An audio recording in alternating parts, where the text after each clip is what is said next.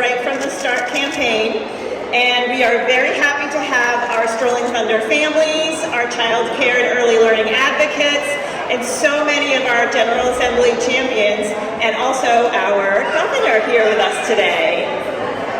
I just want to talk a little bit about the Right from the Start campaign before we get started. The Right from the Start campaign is a coalition of 8 organizations working with children, families, and the early childhood workforce and the programs that serve those families. This year we're advocating for legislation and funding for a number of different agenda items. We're working on high quality childcare, Rhode Island pre-K, Head Start, and early Head Start classrooms, First Connections program, early childhood educators, paid family leave, stabilizing healthcare access for families, the Rhode Island Works program, and increasing revenue for Rhode Island.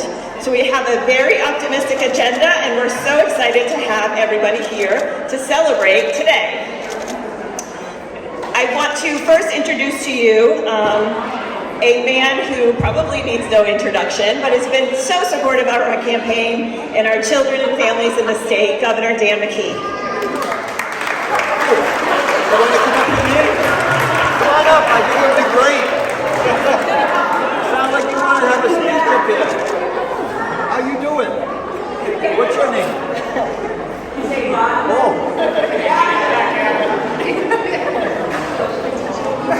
How's that? Good?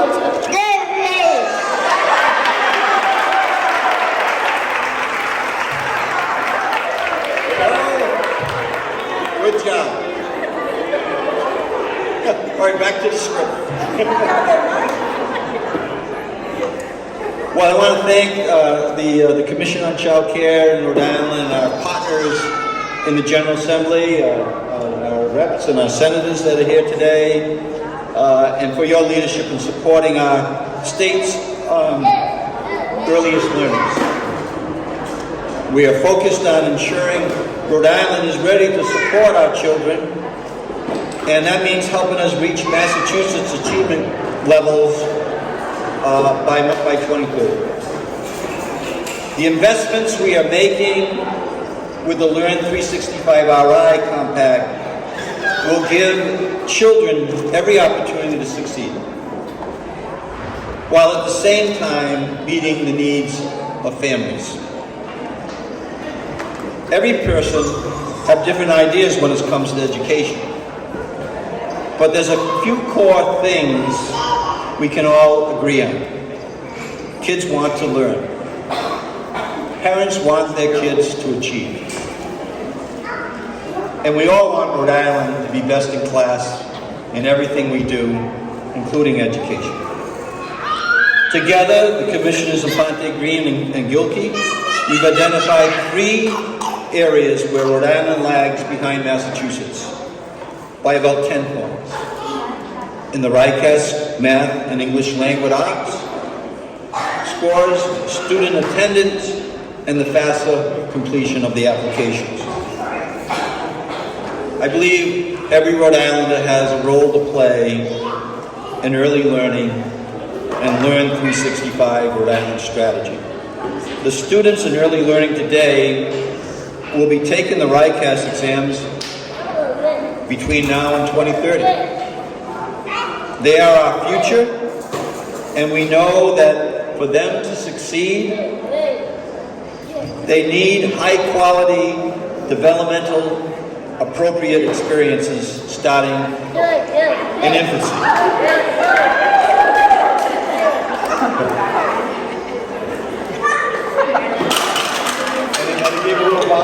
A little bow there. That's really good.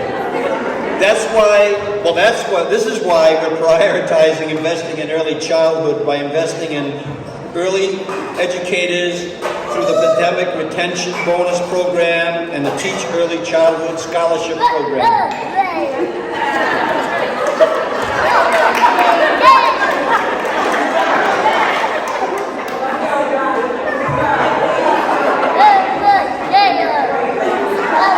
I think he's saying it all. We've also invested in quality grants. What's your name? we know what's his name? Donovan. This is Donovan. Everybody, this is Donovan. Give Donovan a applause. Okay. I'll be right with you. We continue to invest in child care assistance programs, reimbursement rates, child care assistance programs, and passing the first of its kind Rhode Island Early Learning Facilities Bond. And I have proposed a Rhode Island Ready budget to keep all our existing pre-K programs open, as more than 800 seats are at risk of closing this September due to expiring federal funds. I can't stress enough how critical and crucial this is for our youngest Rhode Islanders like Donovan. Our budget and Learn Rhode Island, Learn 365 RI builds on the strength of existing early learning landscape across our 39 cities and towns, and it also minimizes transitions for children and families. You're back.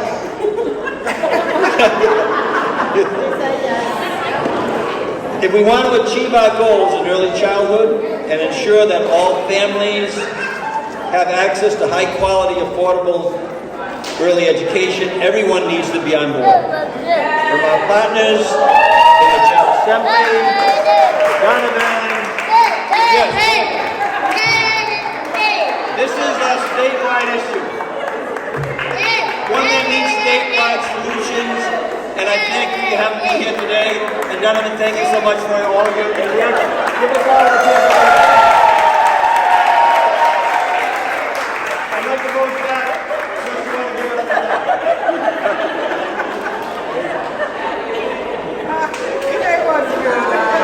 Okay, that was fun.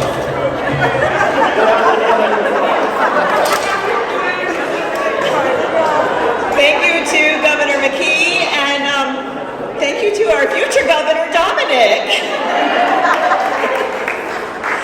I'm going to pass the microphone, if Dominic allows, on to our Senate Majority Leader, Ryan Pearson.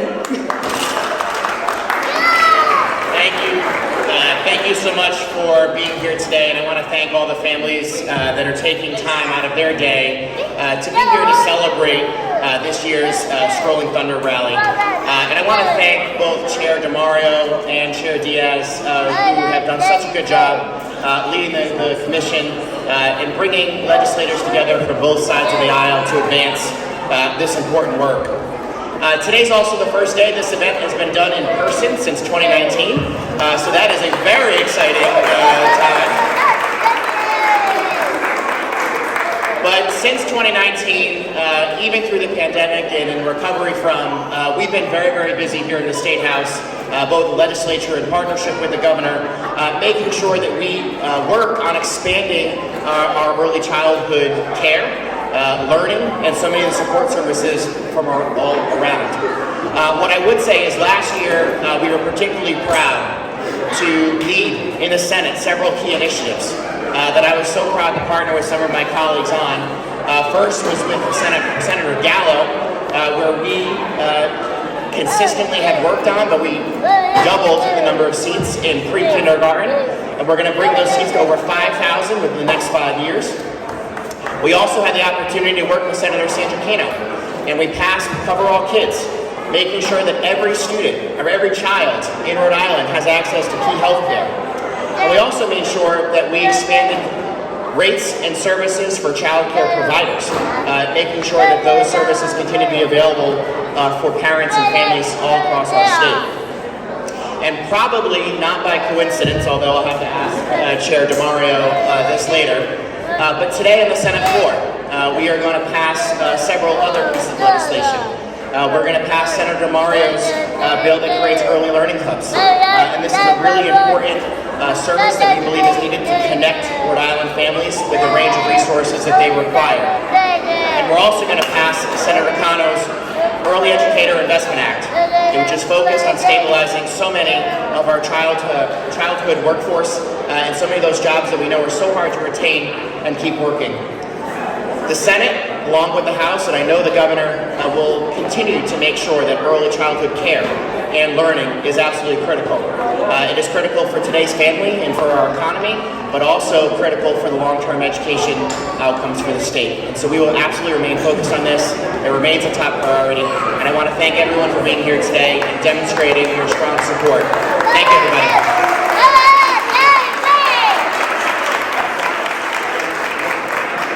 Thank you so much, Senator Peterson. Next up is an early childhood champion who has worked many, many years tirelessly, works right alongside the advocates every single year on legislation for us. And I'd like to introduce Representative Grace Diaz.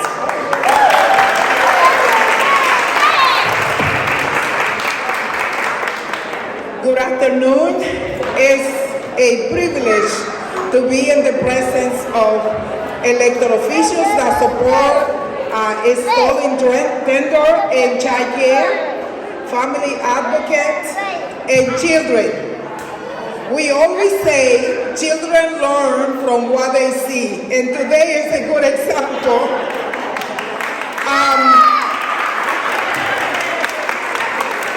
We have so many years advocating for early quality education, and we are so pleased to see many elected officials, the governor of the state of Rhode Island, the House and the Senate, advocating for the best of the children. So today is a day of the children like him.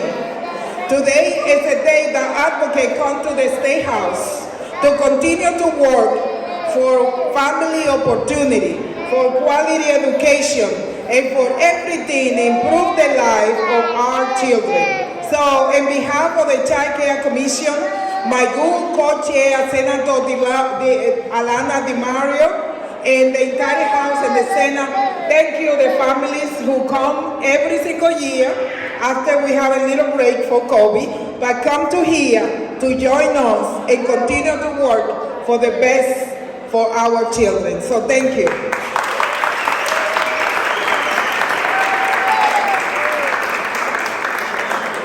And to round out our agenda today is a representative from Rhode Island Kids Count. Rhode Island Kids Count is also a member of the steering committee for Right from the Start, and I'm happy to introduce you to Paige Clausius Parks, the executive director.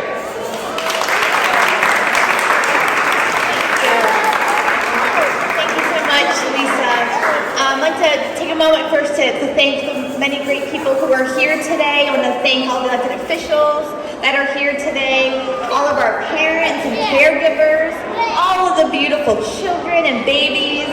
Thank you, Donovan, for being here today. This is such a wonderful, joyous, celebratory time together. I also want to acknowledge Lisa Hildebrand and the Rhode Island Association for the Education of Young Children, RIAC, for organizing the Strolling Thunder this year. We really appreciate all the hard work and effort. So I'll share with you a little bit about the Right from the Start campaign. So Right from the Start is a legislative and budget campaign which was launched in 2019 to advocate for policy changes that will help ensure all young children and their families get off to the right start, regardless of race, ethnicity, immigration status, family structure, family income, or zip code.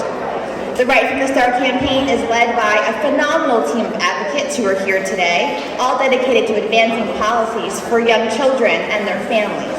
And it's coordinated by Leanne Barrett from Rhode Island Kids Count. Many of you may have joined some of the Zoom sessions that we had this session. There was about 7 Zooms that shared all the information about our campaign policy priorities. I encourage you to go to the Right from the Start Facebook page if you did not catch those Zooms so you can learn more about these important policies we're advocating for today.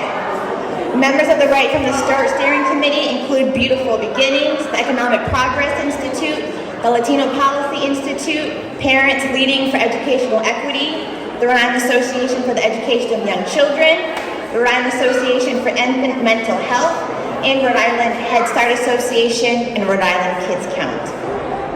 So on May 15th, Rhode Island Kids Count will release our 2023 Rhode Island Kids Count Fact Book. We hope that many of you join us for that event, but I will share you a little bit of a preview of what the data shows us. You'll not be surprised, I'm sure, many of you, but there's a big red flag that you will see in the fact book. And that red flag we're going to keep talking about until the problem is solved. And that is the workforce crisis. Our current funding allocated to recruit and retain high-quality staffing and the programs that we know positively impact children's lives and changes trajectories of families has been woefully underfunded. The needs of our children are not being met, and that is what needs to change. Our children and families are paying the price for decades of underinvestment. So let's talk about our campaign policy priorities. We need to invest in each priority. That's right, invest in all of them. It's not a menu, it is a recipe, and all are essential and critical for success. So the first of our policy priorities we'll talk about today is restoring the $48 million in state funding and use $4 million in new federal funds to pass the Rhode Island Child Care is Essential Act, being sponsored by Representative Diaz and Chair Cano. This bill is being heard tonight in Senate Finance and tomorrow in House Finance. I hope many of you will stay tonight to testify because this bill is so important. It will help families have affordable, reliable, high-quality child care. It will ensure that all provider rates for the Rhode Island Child Care Assistance Program meet or exceed federal standards, and the outdated, inequitable child support enforcement requirement is removed. We are also working to prevent the permanent closure of any Rhode Island pre-K, Head Start, or Early Head Start classrooms. Bills being sponsored by Chair McNamara, Senator Gallo, and also included in the governor's proposed budget. One of these is being heard tomorrow in House Finance. These bills will provide $6.5 million in state funding for Head Start and Early Head Start programs statewide, while also investing $7 million in the Rhode Island pre-K program. It also will increase teaching staff wages to match similarly qualified K-12 teacher wages. We must also invest in the First Connections Family Home Visiting Program and plan for our future, being sponsored by Representative Giraldo and Senator Valverde. That's being heard on Thursday in both Senate and in House Finance this week. It would make the temporary rate increase permanent for Rhode Island First Connections Newborn Home Visiting Program. It's been 22 years since we've seen a rate increase for this program. Long overdue. We must also pass the Rhode Island Early Educator Investment Act, a package of bills, yes. Being sponsored by Rep. Casimiro, Chair Cano, and Representative Diaz and Chair DeMario.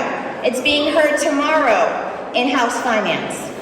This act would establish goals and invest to recruit and retain skilled early educators. It will establish a statewide compensation goals for early educators. It would fund the Child Care Wages Pilot Program to increase compensation for skilled child care educators. And it would implement Kentucky's strategy to recruit and retain child educators by providing free child care for all child care educators. Yes. We must improve Rhode Island's paid family leave program to match our neighboring states.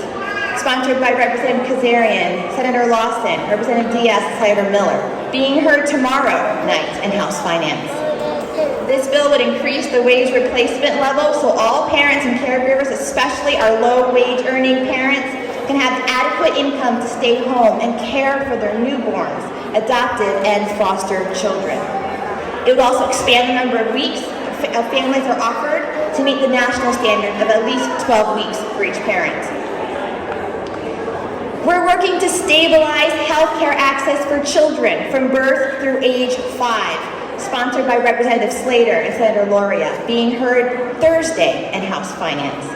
We must ensure that our babies and our young children with Medicaid, which is about 50% of all of our young children in Rhode Island, have consistent access to preventative, specialized, and emergency health care by adopting continuous Medicaid eligibility through age 5. We must end deep child poverty in Rhode Island.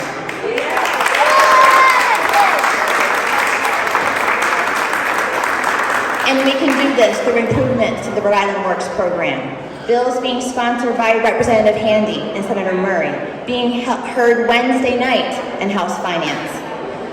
These improvements would raise the Rhode Island Works monthly benefit amount to 50% of the federal poverty level.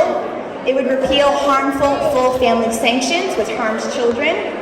It would allow a pregnant person to receive benefits earlier, and would restore eligibility for our lawful permanent residents. And we must pass the Revenue for Rhode Island Act, sponsored by Representative Alzate and Senator Murray. This act would bring in much needed revenue to invest in K-12 education, child care, early learning programs, and transportation infrastructure. So as you heard, there are many of these bills being heard this week, tonight, Wednesday, and Thursday night. This is our version of our early childhood rave party, everybody. Join us tonight, tomorrow, Thursday night. We're not going to stop until we have these improvements for our families and our children. Thank you, everyone, for being here. Your presence is powerful, and your voice can make change. Thank you.